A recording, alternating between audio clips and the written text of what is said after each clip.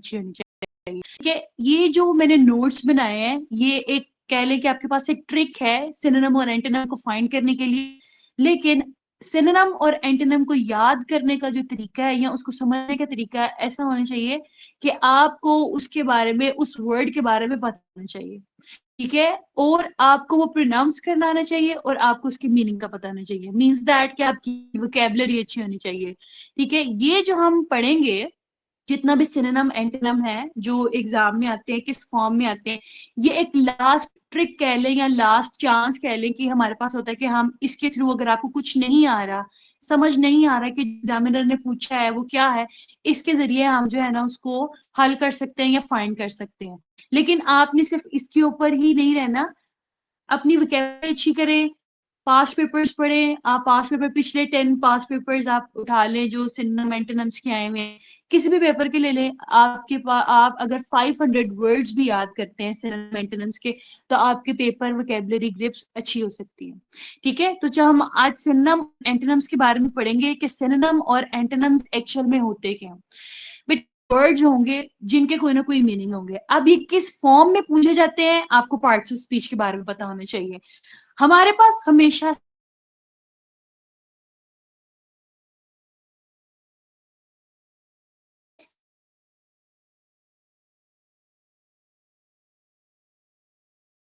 कोई ना कोई ऐसा वर्ड इंग्लिश में होगा जो बिल्कुल सेम मीनिंग होगा। ठीक है, एंटोनिम्स वो वर्ड होते हैं अल्फाज मुतजाद, उलट हम कह लें, कोई भी है जैसे कि अप है तो डाउन। ठीक है, तो इसको हम उलट अल्फाज कहते हैं। हमारे पास जो सिनोनिम और एंटोनिम्स हैं वो एमसीक्यू की फॉर्म में पूछे जाते हैं। एग्जामिनर आपसे एमसीक्यू की फॉर्म में पूछेगा। ठीक है, वो एक वर्ड लिखा होगा और आगे पूछा जाएगा कि इसका सिनोनिम बता दें या एंटोनिम बता दें। वोकैबुलरी आपकी अच्छी होनी चाहिए, आपकी वोकैबुलरी पे जो है ना ग्रिप अच्छी होनी चाहिए। ठीक है, जस्ट वेट। ओके, चले हम देखेंगे कि सिनोनिम और एंटोनिम हमारे पास किस पार्ट्स ऑफ स्पीच की फॉर्म में आ सकते हैं। नाउन की फॉर्म में आते हैं, वर्ब की फॉर्म में आते हैं, एडजेक्टिव की फॉर्म में आते हैं, एडवर्ब की फॉर्म में आते हैं। अब देखें, जब ये फॉर्म में आ रहे हैं, पार्ट्स ऑफ स्पीच की फॉर्म में आ रहे हैं, इसका आंसर भी है नाउन में ही बनेगा। अगर आपसे नाउन पूछा गया है तो नाउन में ही बनेगा। वर्ब पूछा गया है तो उसका आंसर भी वर्ब में ही होगा, बेशक वो सिनोनिम हो या एंटोनिम हो। एडवर्ब है तो वो भी, उसका आंसर भी एडवर्ब में होगा। एडजेक्टिव है तो उसका आंसर भी एडजेक्टिव में। यहाँ पे जो है ना वो 20% कंफ्यूजन सॉल्व हो जाती है अगर आप ये फाइंड कर ले कि ये सिनोनिम या एंटोनिम क्या है, नाउन है, वर्ब है, एडवर्ब है या एडजेक्टिव है। तो आपकी कंफ्यूजन थोड़ी देर के लिए या कह लें 20% हल हो जाती है कि ओके, अब हमने इसका आंसर भी किसमें ढूंढना है, उसी की फॉर्म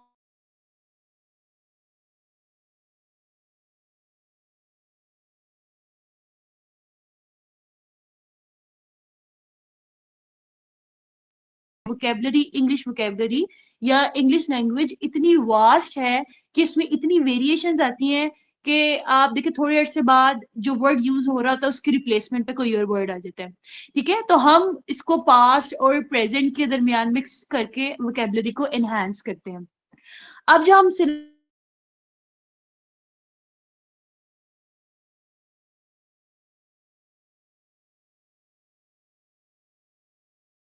देखिए, पार्ट्स ऑफ स्पीच के बारे में आपको पता होना चाहिए। नाउन्स क्या होते हैं? नाउन वो वर्ड जो किसी ना किसी का नाम है। वो कोई नेम हो सकता है, वो कोई प्लेस हो सकती है, वो कोई थिंग हो सकती है, वो कोई इंफॉर्मेशन हो सकता है।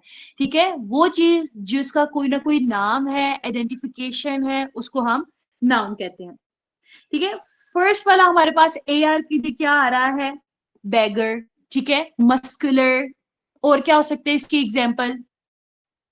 Scholar, vulgar, registrar. ठीक है, ए आर एंड पे आ रहा है ना, पिलर। तो ये सब हमारे पास क्या है? नाउन्स। हमने किस तरीके से फाइंड किया है कि हमारे पास ये नाउन्स है। तो अब हम यहाँ पे देख लें, ई आर आ रहा है तो प्लेयर, ओ आर आ रहा है तो एक्टर। ठीक है, और इस तरीके से हम काफी ज्यादा फाइंड कर सकते हैं। एग्जाम्पल में आप देखें हम किस तरीके से फाइंड करेंगे। हमारे पास फ्रीडम, DOM, आपने फाइंड किया कि ये क्या है। ओके, इसका सिनोनिम पूछा गया है। One second. ओके, देखिए फ्रीडम एक वर्ड है, आपने फाइंड किया है कि ये DOM नाउन में आता है, तो हमने यहाँ पे नाउन कंसीडर किया है, और हम जब इसका ढूंढेंगे MCQ का या आंसर ढूंढेंगे वो भी नाउन होगा। तो उसमें भी आप ये देख सकते हैं कि यहाँ पे कौन सी ऐसी चीज है जो इसके साथ मैच कर रही है। यहाँ पे स्विंग फॉर एग्जांपल दिया गया है, स्विंग है, लिबरेशन है, फाइट है और न्यूट्रल है। तो आप नाउन ढूंढेंगे, ION यहाँ पे मेंशन है, तो इसके लिए हम क्या ढूंढेंगे, नाउन ढूंढेंगे, और नाउन का आंसर नाउन में ही बनेगा। ठीक है, तो हम और ज्यादा वेरिएशंस के साथ कैसे कर सकते हैं कि हम इसको नाउन ही रहने दें या नाउन ही ढूंढे, या आप ये आइडेंटिफाई करें कि ये नाउन में किस तरीके से आएगा। तो ये ट्रिक्स आप लोगों ने खुद याद करनी है। सबसे पहले आपकी वोकेबुलरी भी ग्रिप अच्छी हो, उसके बाद आप ये ट्रिक्स अगर अप्लाई करेंगे, ओके, ये ट्रिक्स अगर आप अप्लाई करेंगे तो ही आप लोगों को जो है ना वो सिनोनिम और एंटोनिम्स में फर्क पता चलेगा। फॉर एग्जाम्पल अगर हमारे पास एग्जाम्पल है रजिस्ट्रार, ठीक है, एक आपके पास वर्ड दिया है गया है रजिस्ट्रार का, इसका आपने सिनोनिम फाइंड करना है। तो इसका क्या हो सकता है सिनोनिम, क्लर्क या रिकॉर्डर। तो आप देखिए अगर देगा एग्जामिनर रिकॉर्डर, तो ER आ रहा है एंड पे, तो ये हमारे पास क्या है, नाउन है, और इसका हमने सिनोनिम भी किसमें फाइंड किया है, नाउन में। ठीक है, एंटोनिम ढूंढे तो क्या बनेगा रजिस्ट्रार का एंटोनिम, रिमूवर। ठीक है, डिरजिस्ट्रार, तो ER एंड पे आ रहा है, तो नाउन का भी एंटोनिम हमने नाउन ही ढूंढा है, और उसके लास्ट में भी वही वर्ड आएगा। सबको क्लियर है, नाउन में किसी को कोई कंफ्यूजन तो नहीं है? हाँ, चलो देखिए अब हमने ER वाले वर्ड्स फाइंड करने हैं, जैसे player, teacher, driver, worker, singer, runner. ये सारे हमारे पास क्या वर्ड्स आते हैं, नाउन्स की सिनोनिम्स की फॉर्म में आ सकते हैं, सिनोनिम और एंटोनिम।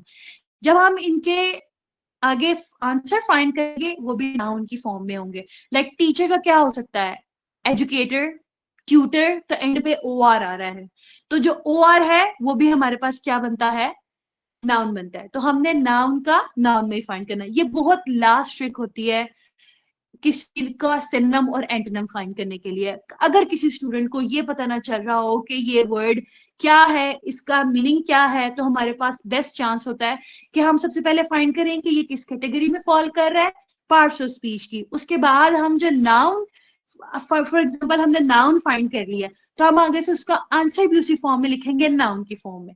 ठीक है, अब जैसे हम लेते हैं ड्राइवर, तो ड्राइवर ER आ रहा है, ओके, नाउन। आगे इसका सिनोनिम क्या बन सकता है, ऑपरेटर, तो OR आ रहा है लास्ट पे, नाउन है।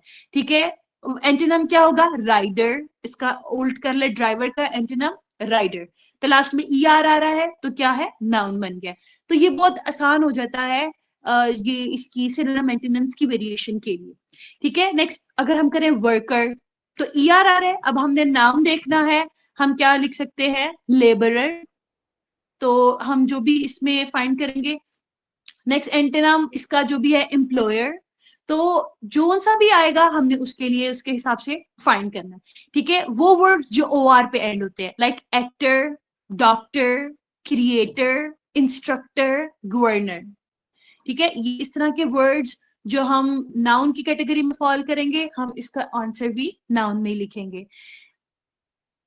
लाइक क्रिएटर है, आप क्या कर सकते हैं, इसका सिनोनिम क्या बनेगा, मेकर, इन्वेंटर। ठीक है, एंटोनिम्स क्या बनेगा, रूइनर, डिस्ट्रॉयर। तो जो आंसर होगा हमने उसको भी नाउन में ही लिखना है। अगर आपको पता चल जाए, आप ये फाइंड कर लें कि ये नाउन में। ओके, चले, अब उसके बाद हमारे पास है DOM, like freedom, kingdom, wisdom, childhood.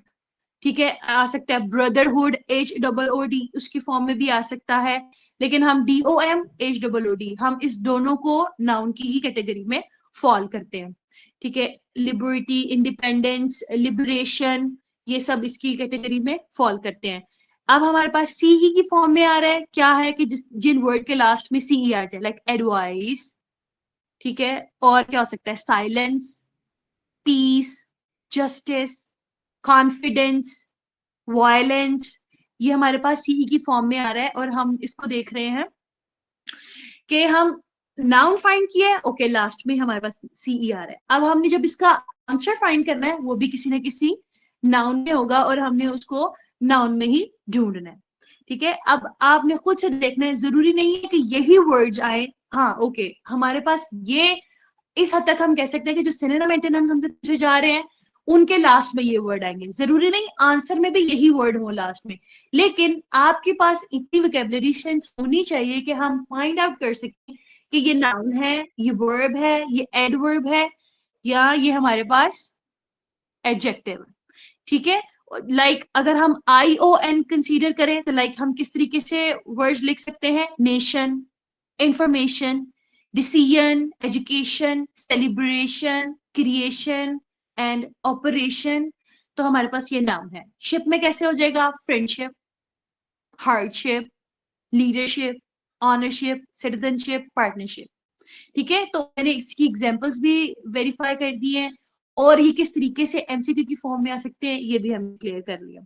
सबको अगर नाउन क्लियर है, किसी को इसमें कोई कंफ्यूजन या मसला तो नहीं है तो आप पूछ लें। जी मैम क्लियर है। ठीक है, ओके चले एडजेक्टिव देखते हैं। हमारे पास एडजेक्टिव्स किस सेंस में आते हैं। अब देखिए डिफरेंट, हम इसमें डिफरेंस फाइंड करेंगे ना कि नाउन कैसे हो सकते हैं और एडजेक्टिव्स कैसे हो सकती हैं। ठीक है, एडजेक्टिव्स में देखें हमारे पास क्या आ रहा है कि जिन वर्ड्स के लास्ट में हमारे पास आ रहा है full, able, IBLE, OUS, ICVE, ये हमारे पास क्या आते हैं, एडजेक्टिव्स। ओके, ये हमारे पास क्या आते हैं, एडजेक्टिव्स। ठीक है, ये हम फाइंड करेंगे कि ये नाउन है, एडजेक्टिव है, एडवर्ब है या वर्ब है। ठीक है, FUL किसी वर्ड के लास्ट में आ रहा है। अब आप देखिए हम जब प्रीफिक्सेस और सुफिक्सेस पढ़ेंगे उसमें हम ये पढ़ेंगे कि FUL ABLE किस सेंस में आ सकते हैं। ठीक है, अब सबसे पहले हम पढ़ते हैं FUL। हम क्या वर्ड्स, किन वर्ड्स के लास्ट में आ सकता है, successful, beautiful, helpful, careful, joyful, ठीक है, पीसफुल। फाइंड कर लिए कि एडजेक्टिव है। अब आपको पता होना चाहिए एडजेक्टिव्स क्या होते हैं। एडजेक्टिव्स होते हैं इसमें से की खूबी, खामी, ठीक है, बयान करना, क्वांटिटी, क्वालिटी बताना। तो ये हमारे पास सब क्या है, एडजेक्टिव्स। अब यहाँ पे है ब्यूटीफुल, इसका हम सिनोनिम फाइंड करें, ये उसके लास्ट में फुल नहीं आ रहा, नहीं, या उसके लास्ट कोई ऐसे वर्ड्स, इनमें से वर्ड्स मैच कर रहे हैं वो आ रहा है तो एडजेक्टिव है। इसके अलावा कोई वर्ड, ये वर्ड नहीं है लेकिन वो एडजेक्टिव की सेंस दे रहा है। फॉर एग्जाम्पल अगली, अगर हम ब्यूटीफुल का एंटोनिम बनाए तो हम क्या कर सकते हैं, अगली। तो इसमें जो वर्ड्स है वो इसमें से मैच नहीं कर रहा, लेकिन हमें पता है सेंस ऑफ, हमारी सेंस कह रही है या हमें पता है कि हम इसको वोकैबुलरी में किस तरीके से लेकर लिखेंगे या हम एडजेक्टिव्स को फाइंड कर सकते हैं, तो हम इसको टिक करेंगे। यहाँ पे जो जितनी भी गेम है सिनोनिम एंटोनिम की, वो आपकी वोकैबुलरी पे डिपेंड करती है। ठीक है, इसके लिए आपके पास डिक्शनरी से आप तैयारी करें या आप पास्ट पेपर से तैयारी करें। PPSC के पास्ट पेपर देखें, वन पेपर एग्जाम के पास्ट पेपर देखें। अगर आप 500 to 1000 के करीब ये कर लेते हैं तो आपको इतना पता चल जाता है कि ये किस कैटेगरी में फॉल कर रहा है और इसका आंसर भी हमने उसी कैटेगरी में लिखना है। और अगर वो समझ नहीं आ रही होती या आप ये फाइंड कर लेते हैं या वो आंसर मैच नहीं कर रहे होते, तो आप इतना पता चल जाता है, इतना याद करके पता चल जाता है कि ये आंसर इसका हम किस सेंस में लिख सकते हैं। ठीक है, अब हमने फुल का देख लिया, जैसे कि अब एबल लिख लेते हैं। हम किस तरीके से हम एबल को फाइंड करेंगे, रीडेबल, ईबल, कंफर्टेबल, इंजॉयबल, रिलायबल, एक्सेप्टेबल, जिन वर्ड के लास्ट में ये आ रहा है। लाइक OUS, सॉरी IBLE हम लिख लें, पॉसिबल, लास्ट में एली आ रहा है। ठीक है, और विजिबल, सेंसिबल, फ्लेक्सिबल, एसेसिबल, ये हमारे पास ऐसे वर्ड जो एडजेक्टिव्स को जो डिफाइन कर रहे हैं। लाइक उसके बाद हमारे पास ICE, सॉरी OUS, ठीक है, कॉन्टिन्यूअस, फेमस, नोटोरियस, डेंजरस, क्रूशियस, जेनरस, ठीक है, नर्वस। ये हमारे पास क्या है, आपको पता चल रहा है प्रोनाउंसिएशन से, वोकैबुलरी ग्रिप से कि हमारे पास क्या है, एडजेक्टिव है। फिर भी आपको इन सेंस से नहीं पता चल रहा तो आप फाइंड कर लें कि जिन वर्ड के लास्ट में ये वाले वर्ड्स आ रहे हैं वो हमारे पास क्या है, एडजेक्टिव्स हैं। ठीक है, एग्जांपल है आपके पास आती है वैल्यूएबल, इसका आपने सिनोनिम बनाना है, एबीएलई आपने फाइंड किया, इसके में आ रहा है, ओके। अब इसका हमारे पास जो आंसर होगा वो भी किसकी फॉर्म में होगा, एडजेक्टिव की फॉर्म में होगा। अब आप ढूंढ सकते हैं जो भी आपके ऑप्शंस दिए होंगे, लाइक ग्रोथ, आप देखिए टीएच आ रहा है लास्ट में, ग्रोथ, तो ये क्या होगा, नाउन।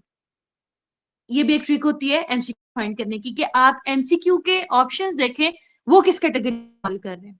ठीक है, फिर बोल्डली एल वाई आ रहा है, तो ये जो एल वाई है ये एडवर्ब में यूज होता है। ठीक है, उसके बाद है पैशन, आई ओ एन आ रहा है तो means that noun. Expensive, last में वीई आ रहा है, अगर वीई ना भी आए, ठीक है, ना भी आए लेकिन बाकी एमसीक्यूज किसी और कैटेगरी में फॉल कर रहे हैं, तो आपके पास जो लास्ट ऑप्शन बचता है तो वो क्या होगा, एडजेक्टिव। ठीक है, उसके बाद ओके उसके बाद हम देखें, इसी का ही हमने एंटोनिम बनाना है वैल्यूएबल, तो हम देखें हार्मफुल, एफयूएल, ये किसी नाउन की कैटेगरी में फॉल फॉल करता है, ये सॉरी एडजेक्टिव की कैटेगरी में फॉल कर रहा है, एफयूएल आ रहा है इसके लास्ट में, ओके। एक्सपेंशन, आईओएन है, वो नाउन की कैटेगरी में फॉल कर रहा है। एनर्जेटिक, ठीक है, और डेवलपमेंट, MENT, ये क्या है, उसके नाउन की कैटेगरी में फॉल कर रहा है। तो आपके पास ऑप्शन बचता है वो आपने ढूंढना है कि ये एडजेक्टिव है, ओके, तो हमने इसका आंसर भी एडजेक्टिव में लिखना है। ठीक है, हमारे पास इस तरह की वेरिएशन आएंगी जो पार्ट्स ऑफ स्पीच में फिट होती है, लाइक नाउन, प्रोनाउन, वर्ब्स और एडवर्ब्स, और ज्यादातर सिनोनिम्स और एंटोनिम्स इन्हीं चारों कैटेगरी में फॉल करते हैं। ठीक है, और हम जिसके लास्ट में आई सी आ जाए, हमने यहाँ पे बड़ा एनर्जेटिक, ठीक है, बेसिक, साइंटिफिक, इकोनॉमिक, कॉमिक, तो इनके आंसर्स भी हम एडजेक्टिव की फॉर्म में ही लिखेंगे। कॉमिक का सिनोनिम क्या होगा, फनी। ठीक है, हम जब बाकी ऑप्शंस होंगी हमने देखना है वो किस कैटेगरी में फॉल कर रही है, फिर जाकर हम मैच करेंगे कि ओके ये एडजेक्टिव है तो इसका आंसर भी क्या होगा, एडजेक्टिव की फॉर्म में होगा। इसका अगर हम एंटोनिम बनाए तो क्या होगा, फनी का ट्रेजिक, सीरियस। तो कुछ ऐसे वर्ड्स होंगे जो हमें ये हेल्प करते हैं कि हम इसको ढूंढ सकें कि ये किस कैटेगरी में फॉल करे। ठीक है, सबको क्लियर है, किसी को इसमें कोई प्रॉब्लम तो नहीं है? No ma'am. क्लास सबको ओके समझ आ रही है सबको? अगर किसी को कोई मसला या समझ नहीं आ रही वो पूछ ले। नहीं मैम, समझ आ रही है काफी अच्छे से।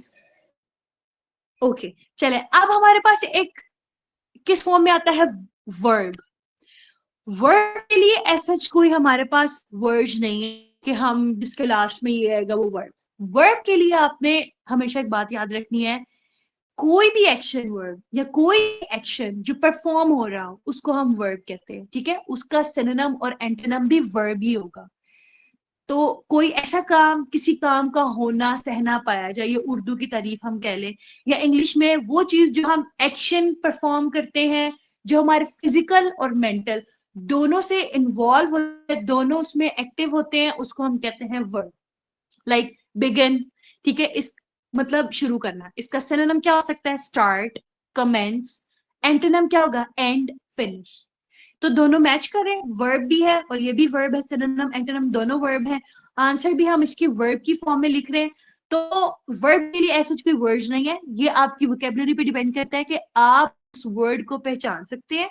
आपकी वोकेबलरी अच्छी है तो हम उसको ये ढूंढ लेंगे कि ये वर्ब है।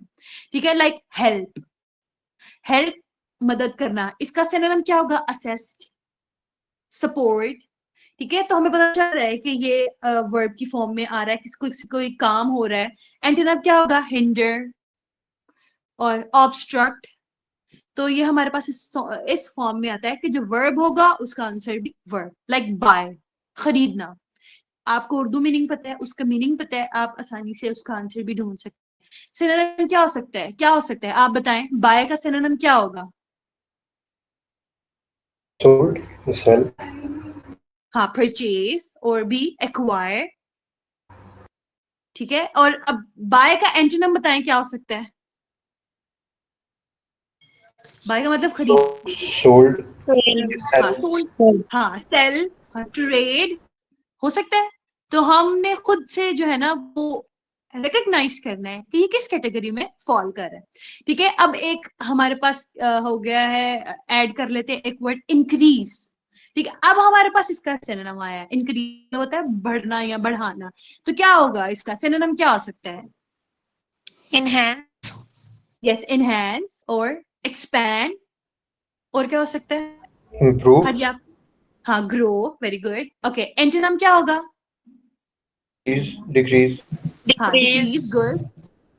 और minimum, रिड्यूस, हाँ मिनिमम, रिड्यूस। ठीक है, तो ये जी वोकेबलरी पे मैम। डिपेंड करता है, एक वर्ड के ज्यादा मीनिंग हो सकते हैं। ठीक है, हम वेरिएशन पे बात कर रहे हैं, हम ये नहीं कह रहे हम लिमिट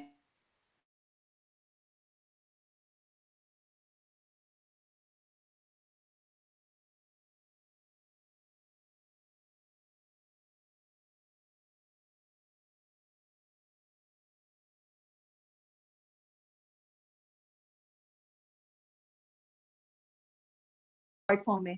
ठीक है, इस फॉर्म जो है ना, अब आप ये भी देखिए कि जो एग्जाम्स में हमसे क्वेश्चन पूछे जाते हैं, पास्ट पेपर निकाल लें जो 10 साल पहले के हैं, लंबी लंबी स्टेटमेंट्स दी जाती हैं।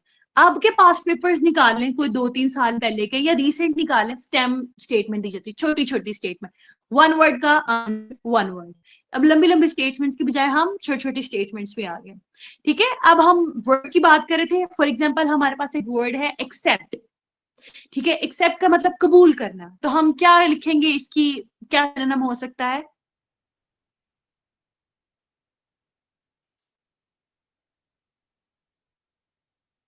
बताएं बेटे, क्या सिनोनिम हो सकता है एक्सेप्ट का?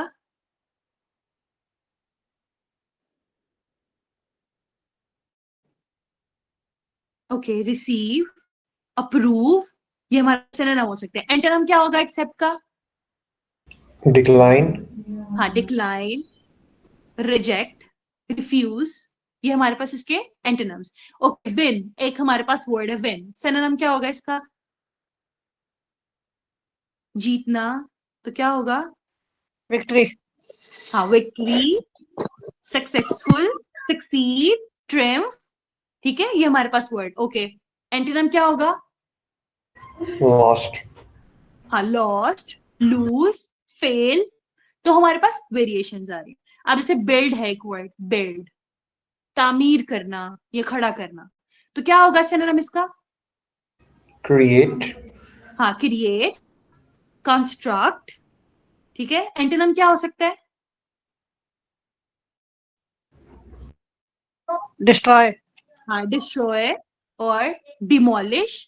ठीक है, इस तरह के हमारे पास वर्ड्स आएंगे जो आप इसको जो है वो कर सकते हैं। फॉर एग्जाम्पल हमारे पास एक वर्ड है स्पीक, तो अब ये हमें पता चल रहा है कि किस कैटेगरी में फॉल कर रहा है, स्पीक, बोलना। तो ये क्या हमारे पास, अब इस हम जो एंटोनिम एंटोनिम बनाएंगे वो भी किस में बनाएंगे, वर्ड में। फॉर एग्जाम्पल स्पीक, क्या होगा इसका सिनोनिम?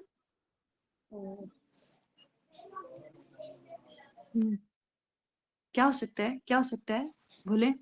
मैम टॉक हो सकते हैं या नहीं? हाँ, टॉक टॉकिंग, हो सकता है, हाँ टॉक, कॉन्वर्सेशन, एक्सप्रेस। ठीक है, और एंटोनिम क्या हो सकता है?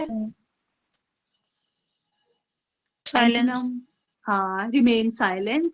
ठीक है, साइलेंट हम अकेला नहीं यूज करते, इसके साथ कोई ना कोई हमने वर्ड लगाना होता है जो इसको एनहांस करे। Remain silent, okay, hush. अब फॉर एग्जाम्पल, अब ये हश वाला वर्ड मैं बताती हूँ।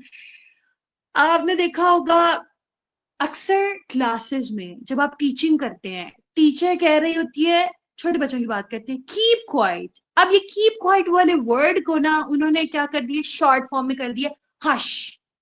जैसे हम किसी बच्चे को चुप कराने कह सकते हैं श, ये हमारी एक्सप्रेशन है। लेकिन अब इसकी वेरिएशन किस में आ चुकी है, हर्ष। अब ये पूरा एक वर्ड बन गया हुआ है जो वर्ड की तौर पर काम करता है। ठीक है, अब हम नेक्स्ट वर्ड की तरफ जाए, फॉर एग्जाम्पल फाइंड। ठीक है, फाइंड का क्या हो सकता है? Explore, sir, explore, good, discover, और मैम सर्च, लोकेट, हाँ सर्च। ठीक है, ओके, एंटोनिम?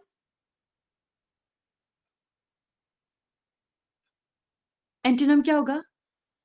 मतलब मिल जाना या ढूंढना। lost, हाँ, लोअर्स और मिसप्लेस, अब आप ये देखें, मैंने आपसे वर्ड्स पूछे, किसी बच्चे ने कोई जवाब दिया, किसी बच्चे ने कोई जवाब दिया, किसी बच्चे ने कोई जवाब दिया। हमारे स्कूल ऑफ थॉट्स डिफरेंट है, ठीक है। तो ये इसी को वेरिएशन कहते हैं, लैंग्वेज बैरियर कह लें, ठीक है, या इसको कह लेते हैं कि वेरिएशन कह लें। हम उस वर्ड, एक बच्चा या आप बच्चे उस एक वर्ड को सेम मीनिंग के साथ डिफाइन नहीं करें, मीन्स दैट कि इंग्लिश लैंग्वेज में वेरिएशन है। यही वेरिएशन एग्जामिनर आपसे पूछेगा, तो आपको पता होना चाहिए कि हमारे पास जो वोकैबुलरी है वो फिक्स नहीं है, वो वास्ट है, आपने उसके ऊपर ग्रिप लानी है।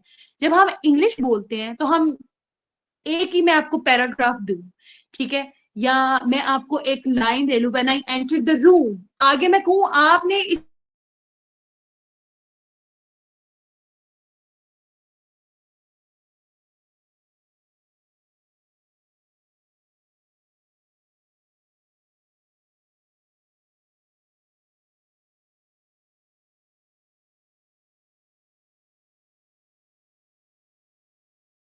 नहीं आ समझ, फिर आप जो है ना वो इस पार्ट की तरफ जाएंगे कि हम इसको नाउन वर्ब एडवर्ब और एडजेक्टिव में ढूंढ सकें, ठीक है। अब हम बात करते हैं एडवर्ब की।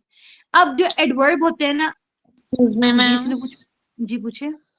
मैम मैंने ये पूछना है कि अब देखें, अगर नाउन है तो एमसीक्यूज में सिर्फ एक ही नाउन का ऑप्शन होगा या मोर देन वन हो सकता है?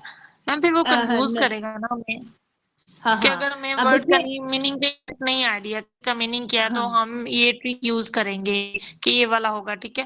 लेकिन ये ना हो कि दो ऑप्शन ऐसे हों, दोनों ही नाउन हो, तो फिर हम ज्यादा हो जाएंगे कंफ्यूज।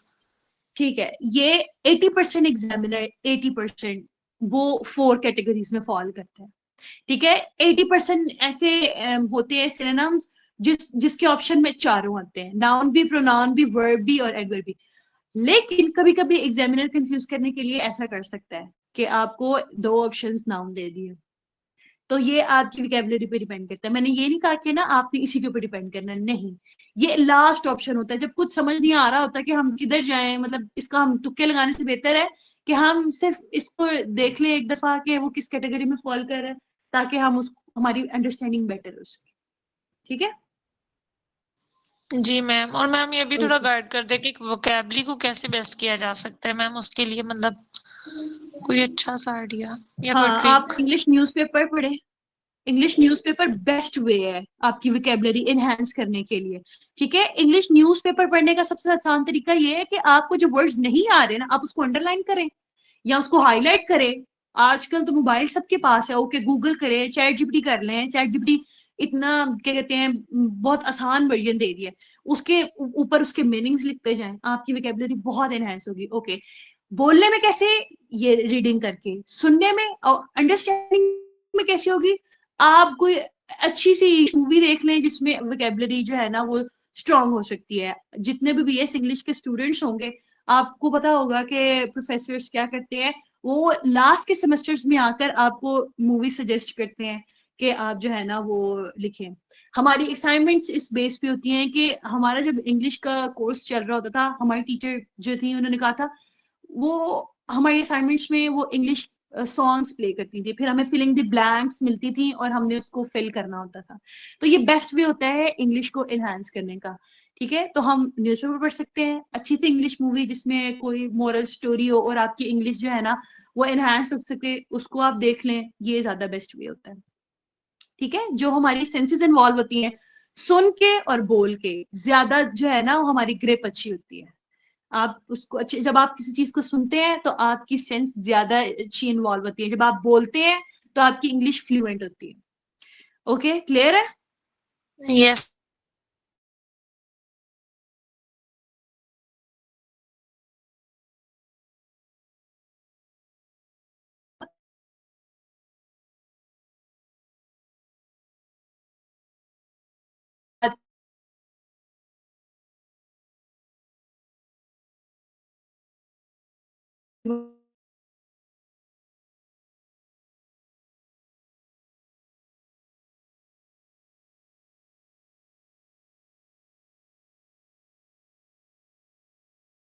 है तो वो हमारे पास क्या बनेगा, एडवर्ब।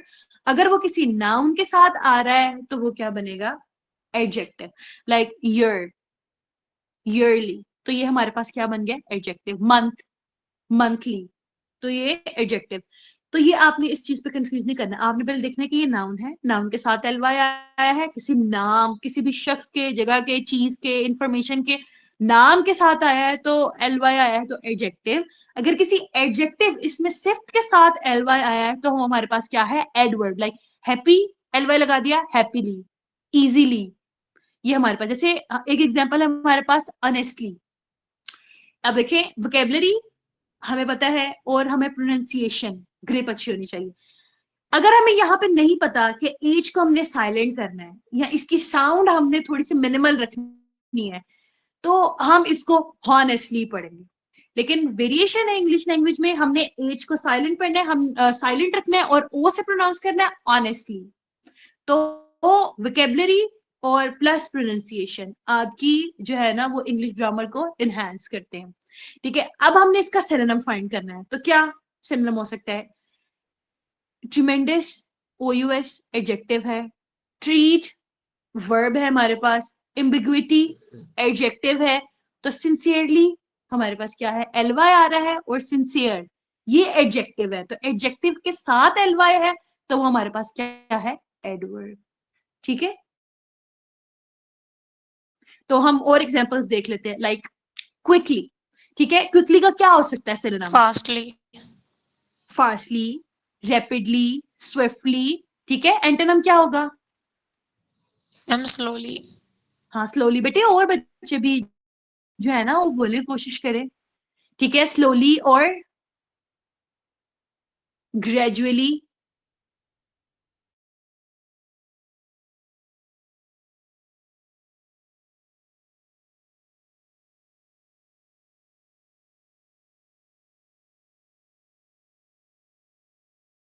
सुफिक्स और प्रीफिक्स क्या होता है, कॉशली और अटेंटिवली। ठीक है, एंटोनिम क्या हो सकता है इसका,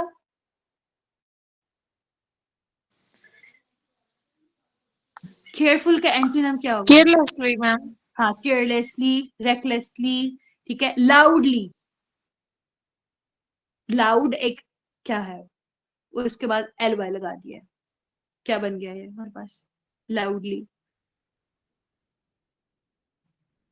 एडवर्ब इसका बनाए सिनोनिम, लाउड, ऊंचा बोलना, क्या हो सकता है, बनाए, शाबाश,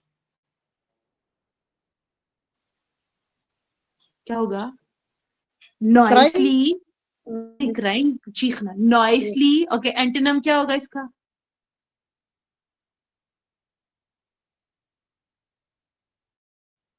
साइलेंटली और क्वाइटली।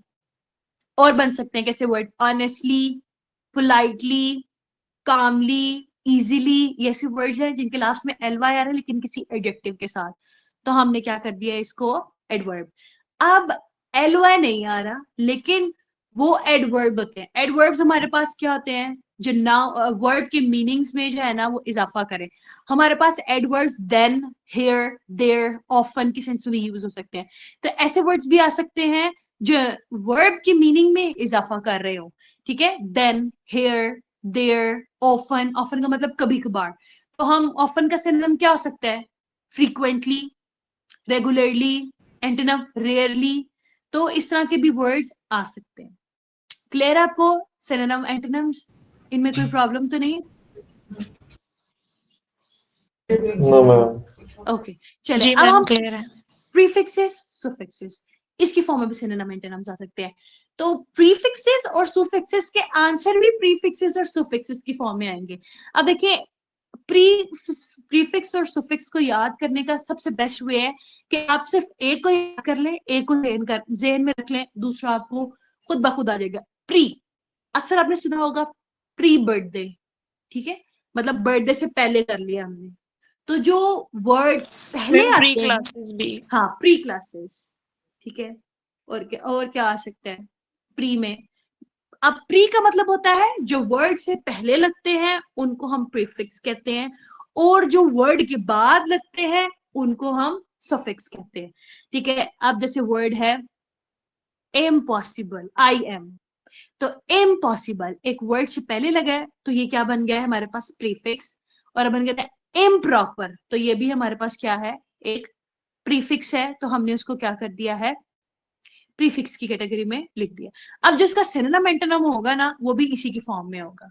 ठीक है, अब हमारे पास वर्ड है एक INA, तो क्या बनेगा? इनकम्प्लीट। ठीक है, इनएबल। UN हमारे पास वो एक वर्ड आ रहा है अनसक्सेसफुल, ये हमारे पास क्या है? प्रीफिक्स। ठीक है, unconscious, unhappy, unfair, unkind, unknown, unsafe. Prefix पहले आ रहा है, तो हमारे पास क्या? प्रीफिक्स। आगे से हम इसका सिनोनिम भी इसी में बनाएंगे, एंटोनिम भी इसी में बनाएंगे। हमने देखना है कि वो प्रीफिक्स है या सफिक्स है। ठीक है, अब उसके बाद एक वर्ड आता है री, तो हम कैसे कहते हैं? री राइट। इसका मतलब होता है कि अगेन या दोबारा करना। Replay, return, rebuild, reread. तो हम इसका जो ऑपोजिट या हम इसका सेम मीनिंग प्रीफिक्स और सुफिक्स में ही बनाएंगे। या एग्जामिनर आपसे ऐसे भी पूछ सकता है कि ये वर्ड है, बताएं आई एम क्या है, इसमें प्रीफिक्स है कि सुफिक्स? इस सेंस में भी पूछा जा सकता है। Okay, dislike, disagree, dishonest, disconnect, disobey. तो जो वर्ड पहले लग रहे हैं वर्ड से पहले, उसको हम कहते हैं प्रीफिक्स। अब जैसे प्री है, तो प्री का मतलब भी पहले या before. Prepay, pretest, prepare, preview. तो ये हमारे पास ऐसे वर्ड्स हैं जो इसमें आते हैं प्रीफिक्स में। अब है मिस, कैसे? मिसबिहेव, मिसअंडरस्टैंड, और क्या होगा मिस का? बोले क्या? मिसलीड, हाँ, मिसलीड और मिसअंडरस्टैंडिंग, हाँ, मिसअंडरस्टैंडिंग और क्या सकता है प्रीफिक्स? ओके, बताएं जल्दी। हाँ, मिसयूज, मिसलीड, मिसअंडरस्टैंड हो गया, मिसबिहेव। ठीक है, अब आप देख, हाँ, मिसक्रिएट। अब देखिए आपको पता चल रहा है, आसानी हो रही है कि किस तरीके से हमने किस कैटेगरी में किसको फॉलो करना है। सुफिक्स जो बाद में ऐड होते हैं, ठीक है, वो वर्ड, वो ऐसे वर्ड जो किसी एक वर्ड के साथ नाउन हो सकता है, वो कोई एडजेक्टिव हो सकता है, वो एडवर्ब हो सकता है, उसके बाद लगे, उसको हम कहते हैं सुफिक्स। फॉर एग्जाम्पल है फुल, FUL, एक वर्ड फुल, कैसे हो सकता है? ये क्या बनेगा इसका? हेल्पफुल और आई एम ब्यूटीफुल, हाँ, ब्यूटीफुल और successful, successful, wonderful, need, peaceful, needful, हाँ, ओके, केयरफुल, जॉयफुल। ठीक है, वर्ड बन सकते हैं, बन रहे हमारे पास। ओके, लेस, हमने इसको बाद में लगाना, सुफिक्स क्या बनेगा? केयरलेस और बताएं। केयरलेस, नीडलेस, हाँ, यूजलेस और यूजलेस, चले शाबाश, बताएं जल्दी से। Fearless, hopeless, homeless. ठीक है, उसके बाद एक वर्ड है नेस, काइंडनेस और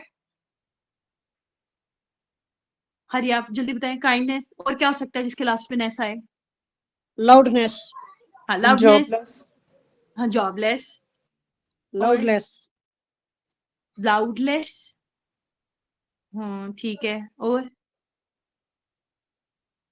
बेटे हमें और बताएं जल्दी से। NEES, नेस, नेस बताना। हाँ, क्लीनलीनेस और डार्कनेस, हैप्पीनेस, वीकनेस। ठीक है, एक वर्ड है। ठीक है, MENT आ जाते हैं, ment, achievement, movement, punishment, agreement, improvement. Able क्या होगा? रीडेबल और लाइकेबल, डिसलाइकेबल, लाइकेबल, हाँ, वॉशेबल, कंफर्टेबल, ब्रेक, हाँ, कंफर्टेबल ईटेबल, और ईरेबल। ठीक है, गुड। ठीक है, अब हम, आपको पता चल गया प्रीफिक्स और सुफिक्स क्या होते हैं। क्लियर है? किसी को इसमें कोई मसला तो नहीं है?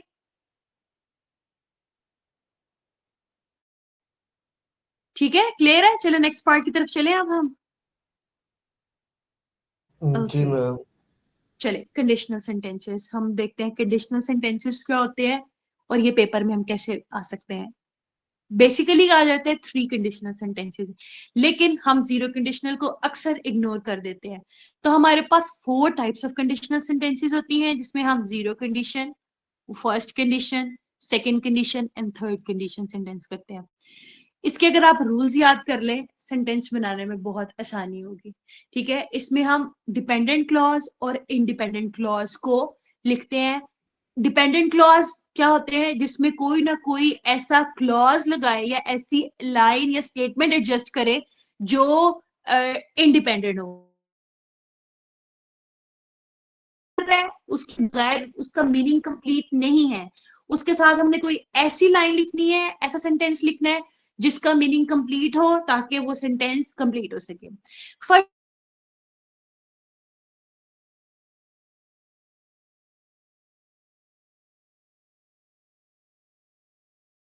जरूरी नहीं है कि इसी सीक्वेंस से है, ये चेंज भी हो सकते हैं। ये वाला इधर भी आ सकता है, ये वाला इधर भी आ सकता है। ठीक है, पहले डिपेंडेंट भी आ सकता है और इंडिपेंडेंट भी आ सकता है, बाद में भी डिपेंडेंट आ सकता है और इंडिपेंडेंट भी आ सकता है। इसका सिंपल फॉर्मूला ये है कि इसके जो दोनों पार्ट्स होंगे वो प्रेजेंट में होंगे। डिपेंडेंट क्लॉज भी, इंडिपेंडेंट क्लॉज भी, दोनों पार्ट प्रेजेंट में होंगे। जो इसका फर्स्ट पार्ट होगा वो प्रेजेंट डेफिनेट में होगा, और इसका जो सेकंड पास्ट होगा, सेकंड पार्ट होगा वो प्रेजेंट सिंपल में होगा। जब हम एक्टिव पैसिव करेंगे, टेंसेस करेंगे, आपको ये चीज बहुत अच्छे से क्लियर हो जाएगी कि टेंसेस किस तरह से फॉर्मुलेट करते हैं और उसको हम किस तरीके से बनाते हैं। ठीक है, नेक्स्ट क्लास हमारी जो होगी वो एक्टिव पैसिव पे ही होगी। दोनों पार्ट इसके प्रेजेंट में होंगे। किस तरह, if it rains, comma, land gets wet, present present, दोनों प्रेजेंट डेफिनेट में, दोनों प्रेजेंट है, तो ये क्या है, कंडीशन टाइप। अब देखें, हम देखें सेंटेंस इफ इट रेन्स, तो ये सेंटेंस डिपेंडेंट क्लॉज है। इसके साथ हम कोई ना कोई ऐसी इंडिपेंडेंट क्लॉज लगाएंगे ताकि ये सेंटेंस क्या हो जाए, कंप्लीट हो जाए। ठीक है, तो दोनों प्रेजेंट की फॉर्म में आ रहे हैं। ठीक है, अब एक फॉर एग्जांपल इसका हम second, if I am sad, comma, I listen sad songs, तो यहाँ पे जो आ रहा है हमारे पास दोनों प्रेजेंट में, आई एम सैड सिंपल इंग्लिश में है, सैड सॉन्ग्स क्योंकि यहाँ पे हमारे पास कोई भी हेल्पिंग वर्ब यूज नहीं हुआ, वर्ब की फर्स्ट फॉर्म के साथ हम ऐसे ही इसका इजाफा करते हैं ही शेड के साथ, आई वी दे यू के साथ हम खाली वर्ब की फर्स्ट फॉर्म लगाते हैं। तो लिसन आया, खाली वर्ब की फर्स्ट फॉर्म, आई के साथ वर्ब की फर्स्ट फॉर्म, तो हमारे पास ये प्रेजेंट इंडेफिनिट टेंस। ठीक है, अब ये उलट भी हो सकता है, land get wets if it rains. Clear है, 0 कंडीशन में दोनों प्रेजेंट हो सकते हैं। ठीक है, आपको ये क्लियर है, कोई मसला तो नहीं है? No ma'am. चले, मैं आपको एक एग्जांपल दे रही हूं, आप मुझे बताएं क्या आएगा। अगर मैं आपको एक पार्ट दूं, if you heat ice, second option, second line क्या होगी इसके बाद, it is melting, it has melted, it melts, क्या ठीक होगा? It melts. हाँ, इट मेल्ट्स। ठीक है, आपको पता चल रहा है कि अगर हमारे पास फर्स्ट एग्जामिनर पूछे कि आपने 0 कंडीशन सेंटेंस बनाना है, फाइंड द सेकंड पार्ट या फाइंड द फर्स्ट पार्ट, तो आपको रूल याद होंगे, वो किस फॉर्म में होंगे, प्रेजेंट की फॉर्म में होंगे। तो इसलिए हमने क्या लगा दिया यहाँ पे, प्रेजेंट। सेकंड है इफ इट रेन्स, ठीक है, द ग्राउंड डैश वेट, ठीक है, the ground is getting wet, the ground has get wet, या द ग्राउंड गेट्स वेट, क्या होगा? Ground gets हाँ, wet. गेट्स, ठीक है, प्रेजेंट हमने लिखना है, प्रेजेंट इंडेफिनिट। ओके, फर्स्ट वाला अगर हम इसमें देखें, इफ यू डैश फायर, ठीक है, नेक्स्ट सेंटेंस है यू गेट बर्न। फर्स्ट इसका हमने पता चल गया, सेकंड वाला पार्ट क्या है इसका, प्रेजेंट में। फर्स्ट क्या लिखेंगे, you are touching the fire, you have touched the fire, या you touch fire? You touched fire? Touch, हाँ ठीक है, if you touch fire you get burn, अगर तुम आग को हाथ लगाओगे तो तुम जल जाओगे। ठीक है, तो हम इसके सेंस में ले रहे हैं इसको, प्रेजेंट की सेंस में। तो दोनों जो सेंटेंसेस होंगे आपके पास वो प्रेजेंट की फॉर्म में होंगे, उसको हम चेंज नहीं करेंगे। और ये रूल फिक्स है, इसको हम अपनी मर्जी से चेंज नहीं कर सकते, क्योंकि ये हमारी लैंग्वेज नहीं है ना, ये हमारी लैंग्वेज की वेरिएशन है। जो सेट हो चुका है ग्रामर में आपने उसको उसी तरीके से लेकर लिखना है, आप उसको अपनी मर्जी से चेंज नहीं कर सकते। ठीक है, फर्स्ट कंडीशन के बाद हम आते हैं फर्स्ट कंडीशन सेंटेंस के बाद। 0 हो गया फर्स्ट, 2 सेंटेंस होंगे। ऊपर दोनों सेंटेंस किस में थे? दोनों सेंटेंस किस में थे? प्रेजेंट में मैम। हाँ, प्रेजेंट में। एक प्रेजेंट सिंपल में होगा, एक प्रेजेंट डेफिनेट में होगा। यहाँ पे क्या होगा? यहाँ पे 2 सेंटेंस होंगे, 2 पार्ट्स होंगे, सेंटेंस के 2 पार्ट्स होंगे। एक प्रेजेंट डेफिनेट में होगा। प्रेजेंट डेफिनेट क्या होता है? थोड़ा थोड़ा सा मैं आपको डिस्क्राइब करती हूँ। प्रेजेंट इंडेफिनेट के सिंपल सेंटेंस में, यहाँ पे सिंपल यूज हो रहा है, हम नेगेटिव इंटेरोगेटिव की बात नहीं करेंगे। प्रेजेंट इंडेफिनेट के सिंपल सेंटेंस में हेल्पिंग वर्ब नहीं लगता। ठीक है, इसका हेल्पिंग वर्ब होता है डू और डज, लेकिन हेल्पिंग वर्ब नहीं लगता। हमारे पास प्रोनाउन यूज होते हैं नाउन के रिप्लेसमेंट पे। He, she, it, I, we, they, you, ये 7 प्रोनाउंस हैं। ही, शी, इट के साथ हम वर्ब की फॉर्म लगाते हैं, प्लस एस या एस का इजाफा करते हैं। आई, वी, दे, यू ये जमा होते हैं, इनके साथ हम खाली वर्ब की फर्स्ट फॉर्म लगाते हैं। Present definite. Second part future indefinite में होगा। विल, शेल के साथ हम क्या लगाते हैं? वर्ब की फर्स्ट फॉर्म। बस I, we, they, you, he, she, it, I और वी के साथ शेल लगता है, बाकी वी, दे, यू इसके साथ हम लगाते हैं विल। लेकिन न्यू इंग्लिश जो आ रही है उसमें हम विल यूज करते हैं, शेल को हमने हटाई दिया। ज्यादातर हम विल यूज करते हैं, और वो विल और शेल की जो हम फॉर्म यूज करते हैं, सेकंड फॉर्म, इसको पास्ट पार्टिसिपल जिसको कहते हैं, वो शुड नहीं होती, वुड ही होती है, विल की भी और शेल की भी। अब इसको थोड़ा थोड़ा बहुत कम शेल यूज होता है, लेकिन ज्यादातर आई के साथ भी विल यूज हो रहा है और वी के साथ भी विल यूज हो रहा है। एग्जामिनर कभी कभी शेल यूज कर देता है, लेकिन मॉडर्न इंग्लिश में शेल को रिप्लेस ही कर दिया है, विल यूज होता है। ठीक है, अब फर्स्ट वाला सेंटेंस होगा वो प्रेजेंट इंडेफिनिट का होगा, और जो सेकंड होगा वो फ्यूचर इंडेफिनिट में होगा। उलट भी हो सकता है, पहला वाला अगर फ्यूचर इंडेफिनिट में है तो नेक्स्ट वाला आपको फिर जो है ना वो प्रेजेंट डेफिनेट में लिखना पड़ेगा। एक हमारे पास सेंटेंस है, इफ यू वर्क। ठीक है, यहाँ पे हमारे पास आई, वी, दे, यू है, तो इसके साथ हमने वर्ब की फर्स्ट फॉर्म यूज की है। पता चल रहा है क्या है? Present indefinite. Second sentence, you will pass. I, we, they, you के साथ, ही, शीट के साथ आप क्या लगा रहे हैं? शेल और विल लगा रहे हैं। तो फ्यूचर इंडेफिनेट में विल शेल यूज करते हैं, प्रेजेंट डेफिनेट में ही, शी, इट के साथ वर्ब की फर्स्ट फॉर्म के साथ एस, एस, और हम जो यूज करते हैं आई, वी, दे, यू के साथ खाली वर्ब की फर्स्ट फॉर्म। तो यू है और उसके साथ वर्ब की फर्स्ट फॉर्म है, तो हम ये क्या हमारे पास किस कैटेगरी में फॉल कर रहा है? फर्स्ट कंडीशन सेंटेंस में। ठीक है, आई शैल हेल्प यू उलट हो सकता है ना, मतलब अगर फ्यूचर इंडेफिनेट आ रहा है तो आपने नेक्स्ट पार्ट किस पे बनाना है? प्रेजेंट डेफिनेट में। I shall help you if you visit me, तो यहाँ पे यू के साथ विजिट आगे वर्ब की फर्स्ट फॉर्म, और ये प्रेजेंट में है तो हम इसको करेंगे। अब देखिए, जो इसका मेन क्लॉज होगा ना वो इंडिपेंडेंट होगा, और जो डिपेंडेंट क्लॉज होगा ना, जो कंप्लीट थॉट दे रहा होगा, वो हम प्रेजेंट डेफिनेट में लिखेंगे। अब सिंपल सा जो इसका लास्ट में एक ट्रिक बताऊंगी छोटी सी, वो आपको जो है ना समझ आ जाएगी कि हमने इसको किस तरीके से किस कैटेगरी में लिखना है। ठीक है, हम एक सेंटेंस बनाते हैं, इफ आई स्टडी हार्ड। ठीक है, स्टडी आई के साथ वर्ड की फर्स्ट फॉर्म लगा दी, स्टडी हार्ड। नेक्स्ट सेंटेंस क्या बनेगा? I am passing the exam, I will pass the exam, I have pass the exam. I will pass the exam. हाँ, क्यों बनेगा ये I will pass the exam? क्योंकि ये first condition type का rule है कि हमने क्या है, ये किस कैटेगरी में लिखना है इसको, कि हमारे पास जो मेन क्लॉज होगा इंडिपेंडेंट क्लॉज, उसको हम फ्यूचर इंडेफिनेट में लिखेंगे, और जो हमारा डिपेंडेंट क्लॉज होगा उसको हम किस में लिखेंगे? प्रेजेंट इंडेफिनेट में लिखेंगे। ठीक है, अब हम सेकंड कंडीशन टाइप पे चलते हैं कि सेकंड कंडीशन क्या होता है। कंडीशन सेंटेंस, कंडीशनल सेंटेंस, आप इस जो मर्जी यूज कर लें। 2 पार्ट हैं इसके, सेम सेंटेंस होगा, उसको 2 पार्ट होंगे। पहला वाला पास्ट इंडेफिनेट में होगा, सेकंड वाला पार्ट जो होगा ना वुड प्लस फर्स्ट फॉर्म के साथ यूज करेंगे। विल और शेल का जो पास्ट पार्टिसिपल होता है उसको हम वुड बोलते हैं। पास्ट इंडेफिनेट, इसके भी सिंपल सेंटेंस में कोई भी हेल्पिंग वर्ब नहीं लगता, he, she, it, I, we, they, you के साथ वर्ड की सेकंड फॉर्म यूज होती है। प्रेजेंट डेफिनेट में फर्स्ट फॉर्म यूज हो रही है, ही, शी, इट वर्ड की फर्स्ट फॉर्म के साथ एस, लगा रहे हैं। ठीक है, और जब आई वी दे यू के साथ हम खाली वर्ब की फर्स्ट फॉर्म लगा रहे हैं। पास्ट इंडेफिनिट में he she it I we they you के साथ सेकंड फॉर्म, डिड इसका हेल्पिंग वर्ब है, हेल्पिंग वर्ब हम नहीं यूज करते, ठीक है, सिंपल सेंटेंस में। एग्जाम्पल क्या है हमारे पास, के साथ वर्ब की सेकंड फॉर्म लगी है, यू वुड पास, तो जो है ना वुड के साथ हमने क्या लगा दिया, वर्ब की first form.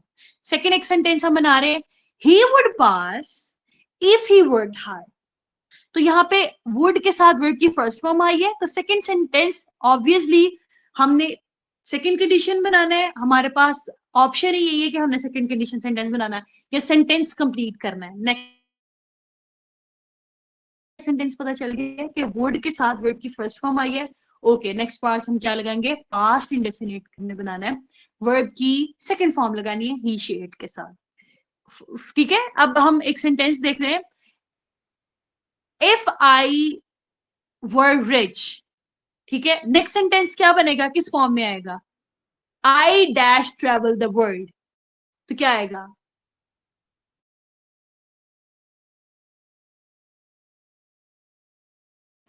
If I would. हाँ वुड, क्योंकि हमारे पास ऑप्शन ही यही है कि हमने किसके साथ, प्रेजेंट डेफिनेट के साथ वर्ब की जो है ना वो वुड के साथ वर्ब की फर्स्ट फॉर्म लगानी है। Okay, third condition of the verb, ठीक है, ये बहुत आसान इसकी ट्रिक है याद करने की, third form of the verb sentence के में, और जो हमारे पास सेकंड पार्ट होगा वो होगा would have plus third form, ठीक है। अब पास्ट परफेक्ट जितने भी है, present perfect, past perfect, future perfect, इन तीनों में हैज, हैव के साथ, हैड के साथ, विल हैव, शैल हैव के साथ हम वर्ब की थर्ड फॉर्म यूज करते हैं। अब यहाँ पे पास्ट परफेक्ट है तो हमने हैड